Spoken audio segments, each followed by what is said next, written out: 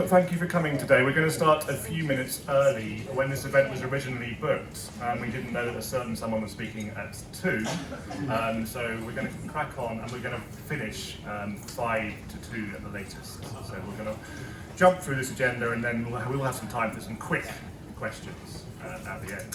So thank you for coming to this event towards the manifestos. What's Labour's agenda for fixing poverty and tackling inequalities? This event is jointly hosted by the APPG on Inclusive Growth, the Policy Institute at King's College London and the Fairness Foundation. My name is Snell, I'm the Chief Executive at the Fairness Foundation, and I'm delighted to be joined by Duffy at the Policy Institute, by Byrne on this occasion with his APPG on Inclusive Growth hat on, from Toynbee at The Guardian and Revie at Trussell Trust. Bobby's going to kick things off with an update on some recent polling, so I will hand over to Bobby. Great, thank you. Great to be here. And as Will says, I'm going to power through this pretty fast, but I know you'll keep up with it.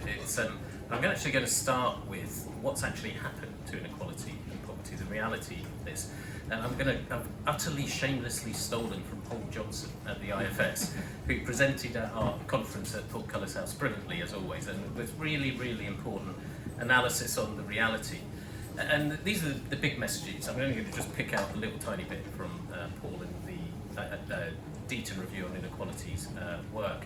This is inequality in net household income, all the way back to from 1961 to 2020. And you can see it's actually been pretty stable for 30 or more years. That's the Gini coefficient, and different measures of the Gini coefficient and the 90-10 ratio in gold. They're pretty flat after this incredible period of increase in income inequality in the late 70s through the 1980s. So we've had this massive jump in inequality during that type of period. Throughout the 80s, and then pretty stable, not much change since. This is relative inequality, same sort of bit more positive movement on absolute inequality levels, but still kind of similar sorts of levels.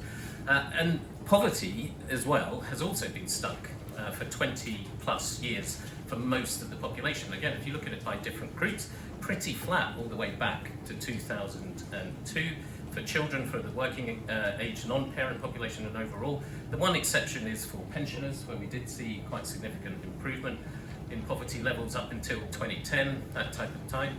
But then flat again since, so nothing much has changed. Absolute poverty has improved a little bit, but again pretty flat over time. Nothing really much happening. And you can see that when you look at annualised growth in household income, the different sorts of periods and phases that we've been through. So back in the 1960s through to 78, you actually had that pattern of people at the bottom seeing their incomes growing slightly faster, or actually faster than people at the top. So this was the kind of idea of all boats were being risen and the smaller boats were actually rising faster than the larger boats in that type of period. Then you can see the enormous impact and effect of that 1980s period, where the people at the top raced ahead and the people at the bottom were left behind. But then the real pattern since then, all the time since then, is really just no growth at all in terms of people's income. Very low in 1991 through to 2008, and then hardly any at all since then. So that's been the real pattern. Big spurge in inequality, and then not much growth for anyone since. And you can kind of get a hint of what's happening right at the top from that very last chart for the latest period, but a little uptick at the very top of the income percentiles, the top end of income percentiles, because that leads out at the very top, that type of pattern where we have seen more change. So this one goes all the way back to 1913, looking at the top 1% and the top 0.1% and their share of fiscal income, their share of income overall.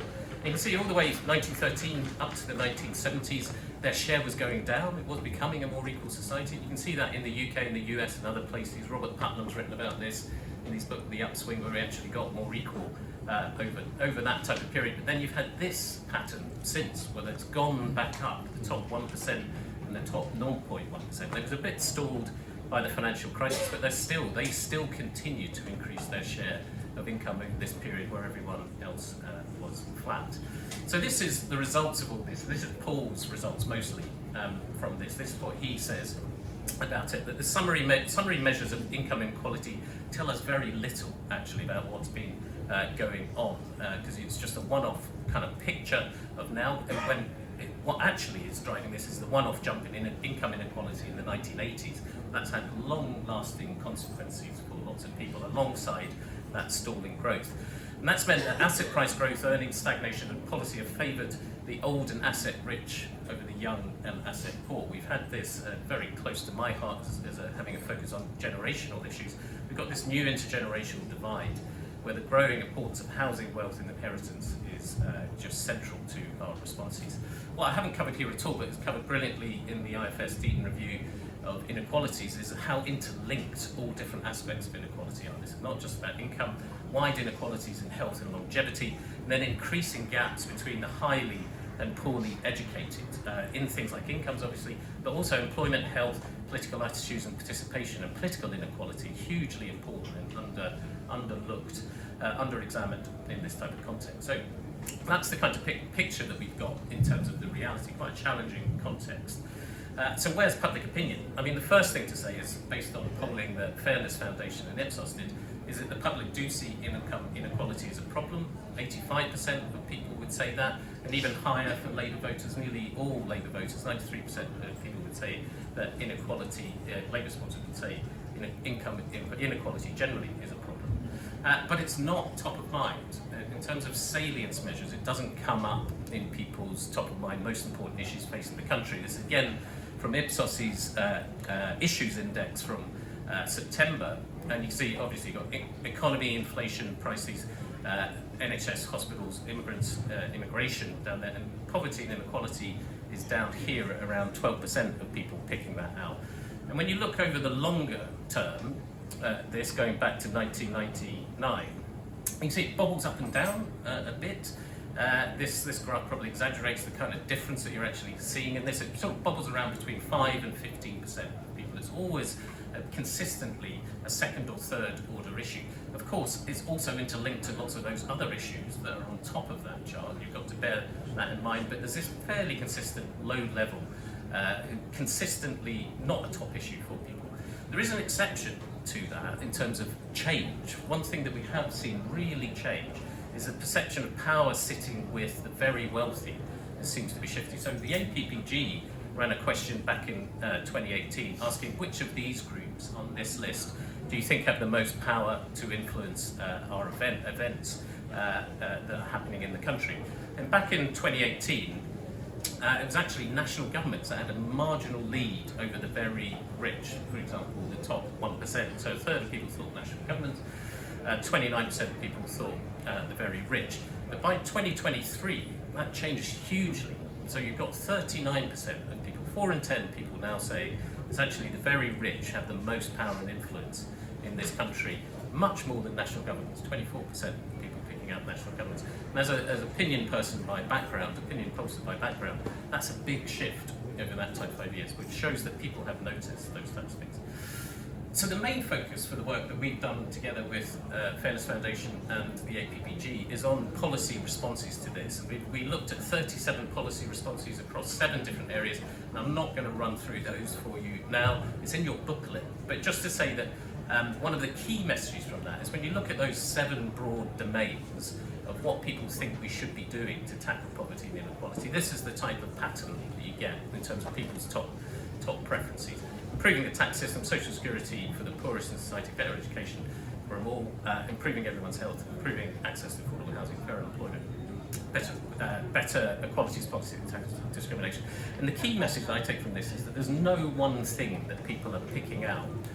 There's no silver bullet in people's public opinion that if you just do this, you can solve inequality and poverty. And I think that's a very good starting place, to be honest, given what we know about how intertwined different aspects of the causes of poverty and inequality are. So I think that is a positive thing. It's also a real mix of safety nets and ladders to help people out. So it's got that real sense that there's a rich programme here. And I'm only going to pick out one example just to give you an idea of what goes into what will be in the survey. I'm just picking out housing example because, again, with my intergenerational hat on, I don't think there is an intergenerational settlement, a new contract between the generations without sorting out housing. And we asked about lots of different aspects of housing. These were the top 3 that came out in terms of people's preferences. And there are differences between generations and political preferences, but these are the top 3 that came out across the piece. And it's at each tenure type: build more social housing, introduce limits on the amount that private landlords can charge on rents, and introduce subsidies and tax breaks for first-time buyers. So this is not something that people are seeing separately. You have to have a coherent, connected housing policy, not just deal with one aspect of it. But it does vary by generations. Interestingly, younger generations are much less focused on social housing, council housing, than older generations, which is interesting. Whether that's a little bit to do with their perceptions of where you get your wealth from housing, and it may be just they don't have much memory of us building council housing. It's just kind of dropped from the memory. So there's something there about engaging young people where they're much more interested in introducing subsidies and tax breaks for first-time buyers. And then by political party, more focus, as you'd expect, among Labour supporters for social housing and limits on the amount that private landlords can charge on rents, and a bit less on subsidies for tax breaks, subsidies and tax breaks for first-time buyers. But one of the key themes across the research is that there's a lot of common ground. People don't have entirely different perceptions of the responses in this. There's a lot of overlap between Conservatives and Labour on this, a lot of overlap between generations. There's not completely different visions across the population, so there's a lot of space for bringing people together on this. And that's all I've got time to go through right now. Just to sum up, I think overall the public are worried about inequality, and for me the key shift is that they increasingly recognise power going towards extreme wealth. That is a big shift in public opinion. There are important differences in support for the suggested responses by generation and political background, and then broader mindsets that people bring to this. But the bigger picture here is a relative consistency across different sorts of groups. There is plenty of potential to find that common ground. Really important to consider the wider attitudinal context to this, the relatively low salience and knowledge of poverty that people have. We're starting from quite a low level on that.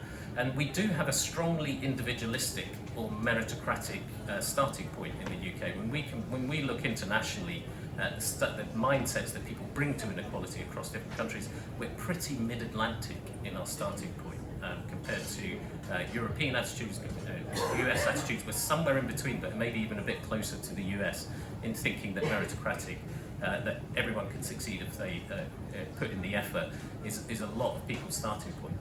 But we also have a fixed and fairly misled mental image of poverty, which has been shaped by lots of media coverage that is focused on undeserving poor in many ways. And you can't separate that too from this. This is not just something people have come to their own view on. Opinions are shaped. And one of the things I think that is really important for us to do is to focus not just on benefits, welfare benefits, those types of things, but focus on the majority who earn their poverty, which is a great phrase that Peter Taylor Gooby came up with, was used at our conference and other things in the House of Commons. That is the majority of the people who cannot make it forward are actually in work or can't work because of disability or caring responsibilities, and that is not the image that is portrayed very much.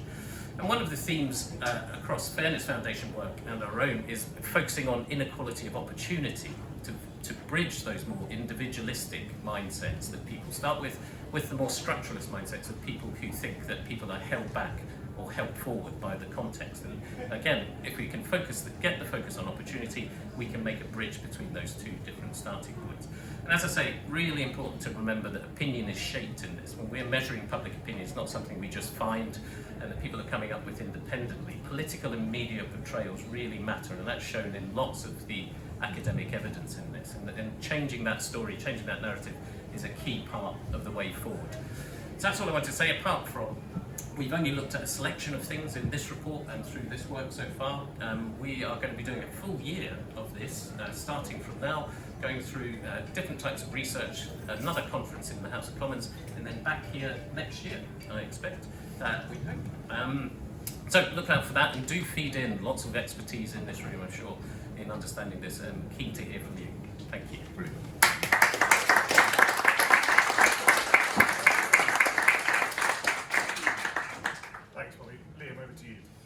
Great, thanks so much. So my apologies, I've got to go at past because we're all being kind of policed into the conference hall. But the good news is there's a book-length version of what I'm about to say available in all good bookshops out on the 4th of January. So, just 3 quick points from me. One word about the origin of this work. So we set up the All-Party Group on Inclusive Growth at the behest of Justin Welby 10 years ago because we could see which way the wind was blowing, frankly. And since then, the wind that is growing inequality in this country has just got worse and worse and worse. So if you ever want a sense of how the other half live, take a walk down Phillimore Gardens. Average price of a home on Phillimore Gardens in West London, £24 million. But that is actually just one of 10 streets in London where the average price of a home is over £15 million. You could buy entire streets in my constituency for the price of just one home on Phillimore Gardens. But look at what else is going on. 2 years ago, sales of super yachts hit an all-time high. Last year, sales of Rolls-Royce hit an all-time high. This year, sales of private jets will hit an all-time high. In fact, if you're lucky enough to be in the top 1%, you have seen your wealth multiply since 2010 by 31 times more than everybody else. And we have a sense of this, I think, which is why you're beginning to see some of the polling that we uncovered here about who people think now really wield the most power. And what you see in Westminster now is the flow of money is on such a scale coming into British politics that there is now this stronger and stronger relationship between wealth and power. So over the last 10 to 15 years, about £1.2 billion has flowed into British political parties. But if you look at where big chunks of that money are coming from, it is coming from people who are looking for policies that are going to protect and enhance wealth. And that's why people, I think, have got a real sense about things that are going badly wrong. When we ask people just one follow-up question about who do you think is the most powerful and what do you worry about for the future, what people said is unfair business influence on government and a rise in corruption. So people know that when you have great wealth inequality, you get, frankly, wealth bleeding into politics at a greater and greater pace, and the risk is rising levels of corruption. So people have got a sense that things are going badly wrong. So what we wanted to do together with Will and Bobby is we wanted to mark an occasion which we celebrate next year. So next year is the 10th anniversary of Piketty's great bestseller on Capital, and we wanted to ask the British public, 10 years on, given the worries that people now have about inequality of both income and wealth, where does the consensus now lie?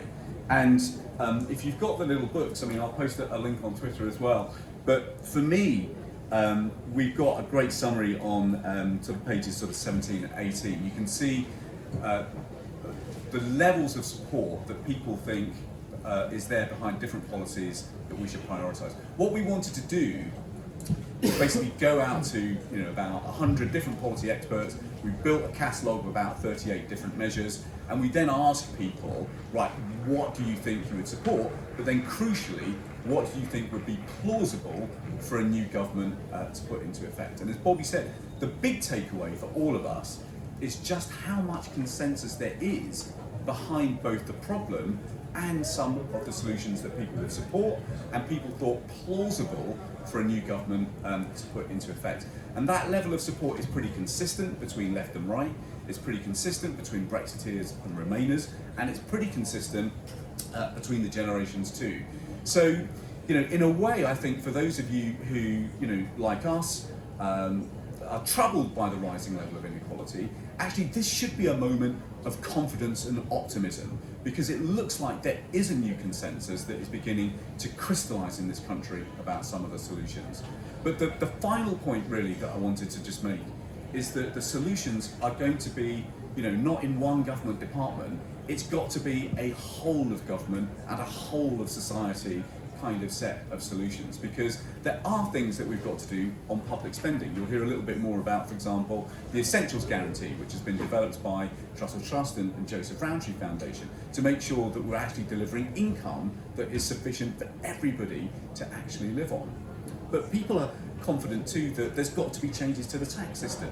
We've got to end this lunacy whereby 1 in 5 people pay 40% tax, but if you're Rishi Sunak and you're on £2 million a year, your tax rate is about 21%. People know that there is unfairness in the tax system that has got to be changed. But equally, people know that our economy has got to change too. People know that the kind of agenda that Labour has set out around rights for work, changing the way that chief executives are paid, changing the way that we as pension savers are able to direct companies to behave more ethically in the future. People know that we've actually got to rewrite the rules of our economy as well as change the way that our government works too. So, look, as Bobby said, we have got a year's worth of work ahead of us. We kind of put this together as a sort of a provocation to the political parties to say, look, as you're beginning to develop your manifestos, here are the ideas where there is real public consent and public support for things that will move the needle on inequality. Because let us be very clear, we cannot go on like this. We cannot go on in a world where the top 0.1% are just getting richer and richer and richer, while everybody else, frankly, is struggling to make ends meet. That is bad for our economy, but it is also bad for our politics. So look, we would love your help in developing this agenda over the course of the next year. We had a brilliant conference on inequality at the House of Commons just before we broke for summer in July. We're going to repeat that next summer too. And so between now and then, we would love your advice, your insight, your counsel on some of the things that we need to get right if we are to genuinely become a fairer, more free. In my lifetime, birth has become destiny more certainly than it was. And not many people know or believe it. As Bobby said, the knowledge gap is huge about these things. People do like to feel reassured that we live in a meritocracy, that people deserve their position.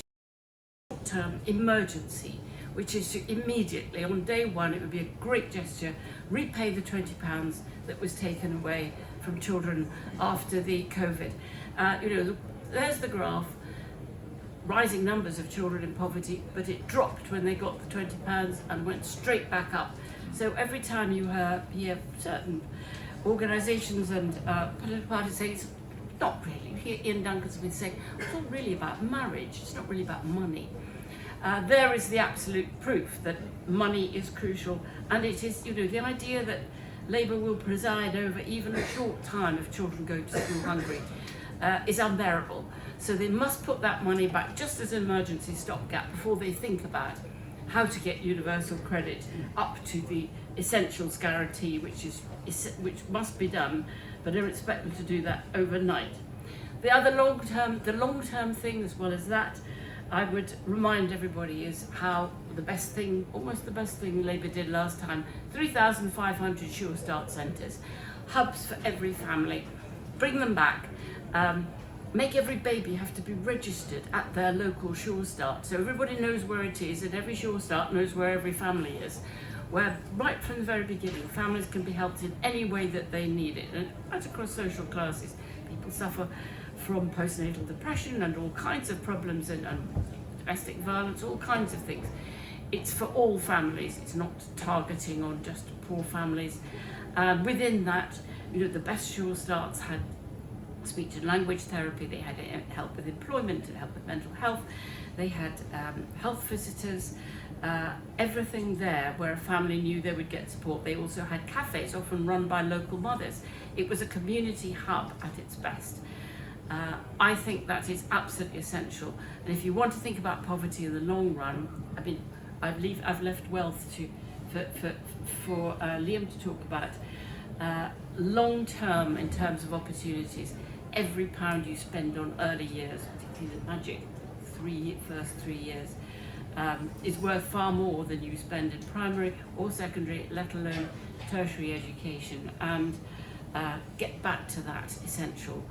It was the worst vandalism that this government did was to destroy most of them. Some councils managed to hang on to some of them.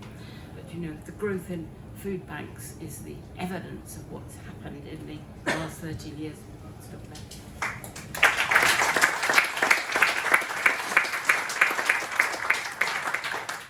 Bonnie, Emma. Thanks, Will. This is such a valuable discussion on how we can build and sustain long-term change. They're not the cause of the crisis we're seeing in the food banks. They've rather just exposed and exacerbated problems that long predate both the pandemic and the cost of living crisis, and that is the inadequacy of social security to meet people's essential needs. People often think about food banks and they think about food and about people not being able to access food as being the reason why people are coming to food banks. People are coming to food banks because their income is not sufficient to cover essentials, one of which is food. And that's what we see day in, day out. And our research shows us that 70% of people we're seeing in food banks are in receipt of universal credit. And 86% of people we're seeing at food banks are considered to be destitute, which means that their income currently doesn't allow them to afford essentials such as food and other household bills. Families that we're seeing are facing impossible decisions about whether to heat their homes, feed their children. They're going without food as parents in order to put food on the tables for their children, and this cannot continue. But do the general public think this is a problem? And we've seen some information here today which leads me to have hope. The report we've just been looking at shows that 7 in 10 think differences in wealth are too large, and 6 in 10 think they should be reduced. Surveys that we've done with YouGov on public attitudes recently, we released our findings in July, found that 79% of the general public thought poverty was a big problem, and 66% thought the same about hunger. But again, to find the hope in the midst of these conversations, and it's hard at the moment to find the hope. There was a high level of optimism amongst the public that both hunger and poverty could be ended in the UK, with 78% agreeing that hunger could be ended and 2/3 of people saying the same about poverty. We see today that a range of options for how we can resolve this situation, but we saw the central role that social security can play in providing us some solutions. And while the public are obviously divided on which lever and the range of policies, the second highest big picture solution that came out in this report to address inequality was social security meeting the need of the poorest. And in our polling, we see that all the time. So the vast majority of the public, 87%, think that the benefit system should ensure that everyone in the UK can afford the essentials. And that's increasing, so that's up from 82% in 2021. And that sentiment becomes even stronger when you talk about people who are unable to work through disability and ill health, where 94% of the public think that social security should cover their essential costs. So there's huge public support for the role of social security in addressing the issues we're seeing in food banks. But as the report today shows, there's no one magic bullet that people are alighting on, and that worries me a little bit. If people are not sure of the how, that we lose something of the momentum, of the optimism that things can change. And so together with our friends at the Joseph Rowntree Foundation, we've been trying to simplify the sheer complexity of what could be done within social security. There's lots of levers that could be pulled. And we've come up with a proposal for an essentials guarantee. And you've heard that mentioned a couple of times already. So just to briefly say a few words on that. An essentials guarantee in our social security system that ensures that social security is set at a level that everyone can afford the essentials. And it's based on some research that we did together into the basket of essential items that everybody needs around your energy costs, your food, personal hygiene items, core essentials. And we calculated what the average basket of those would cost for a single person at £120 a week. The standard allowance for universal credit at the moment is £85 a week. So there's a gap of £35 a week. So it's unsurprising that 90% of people on universal credit say they're going without the essentials when that shortfall is coming every week. And again, that shortfall is not a surprise when you look at how the standard allowance of universal credit is set. It's not based on any objective assessment of what things cost. It's a historic level that goes up and down based on affordability of government. Until we have an established link between the cost of the essentials and the rate at which universal credit is paid, people are not going to be receiving an income that they can live on with dignity. Again, to hold on to the hope, public attitudes suggest that when we've spoken to people about the essentials guarantee, a level under which no one is allowed to fall, there's huge positivity, with 72% of people saying they would support the introduction of an essentials guarantee across voters of different persuasions from the last election.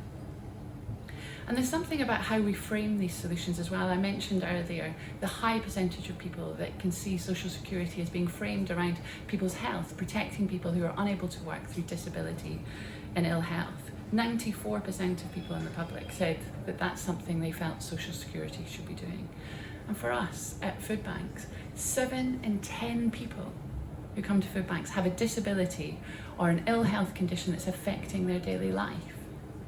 There's a huge proportion of people who are experiencing serious deprivation, who have disabilities and long-term ill health. So, in terms of connecting this with Labour's mission to improve the NHS should have a broader focus on creating a healthier society with tackling hunger and poverty at its core.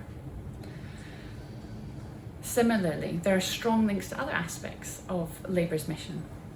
It's why we believe that any action around securing economics, Rachel Reeves' agenda around securonomics, I've still not quite got that rolling off my tongue, that is not tackling the increasingly severe hardship that too many families are experiencing, is going to fail. Because missions to secure higher growth, which allow this spiral of destitution to continue, withholds from people opportunities to contribute to the growth of the economy and makes them at risk much more of ill health. So, my closing point, I think both poverty and hunger are still big problems that the general public recognise. They respond positively to big and simple policy solutions like the Essentials Guarantee. But to overcome some of the opposition that we might have, there are new ways we can frame these issues around health and security. And today's research shows us some other ways that we can think about how we frame these solutions to the general public. We should all have the dignity of staying warm, fed and protected from poverty. And we know that with the right financial support, there is no need for people in our country to be experiencing hunger. So we need to take the insights from today and from the conversation we're about to have to build a political and policy agenda that's going to deliver sustainable change for our communities.